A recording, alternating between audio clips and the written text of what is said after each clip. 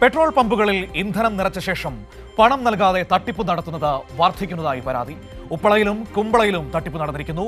Petrol pump ഉടമകൾ പോലീസിൽ പരാതി നൽകിയിരിക്കുകയാണ്. കാസർഗോഡ് നിന്ന് സിജു തയ്യാറാക്കിയ റിപ്പോർട്ടിലേക്ക്. കുമ്പളയിലും ഉപ്പളയിലും പെട്രോൾ പമ്പുകളിൽ പണം നൽകാതെ ഇന്ധന തട്ടിപ്പ്. പോലീസിൽ പരാതി നൽകി പമ്പ് ഉടമകൾ.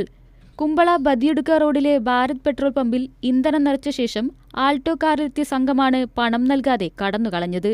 3710 രൂപയുടെ പെട്രോളാണ് കാറിൽ അടിച്ചത്. 4 രജിസ്ട്രേഷൻ സ്റ്റിക്കർ പതിപ്പിച്ചാണ് വാഹനം പമ്പിലെത്തിയത്. ഉപ്പളയിലും കഴിഞ്ഞ ദിവസം സമാനമായ തട്ടിപ്പ് നടന്നു. താർ ജീപ്പിലെത്തിയ സംഘം ഡീസൽ നിറച്ച ശേഷം പണം നൽകാതെ പോയി. 4000 രൂപയുടെ ഡീസലായിരുന്നു അടിച്ചത്. ഇന്ധനം നിറച്ച ശേഷം പണം നൽകാത്ത സംഭവങ്ങൾ ആവർത്തിക്കുന്നത് ജീവനക്കാരെ പ്രതിസന്ധിയിലാക്കുന്നു. ബ്ലാക്ക് കളർ ആൾട്ടോ കാർ വന്ന് ഫുള്ള് പെട്രോൾ അടിക്കാൻ പറഞ്ഞു. ഞാൻ ഫുള്ള് പെട്രോൾ അടിച്ചു.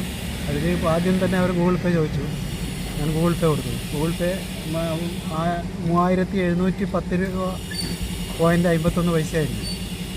അങ്ങനെ ഗൂഗിൾ പേ അടിച്ചിട്ട് എന്നോട് കാണിച്ചു ഇത്ര പൈസയല്ലേ പറഞ്ഞു.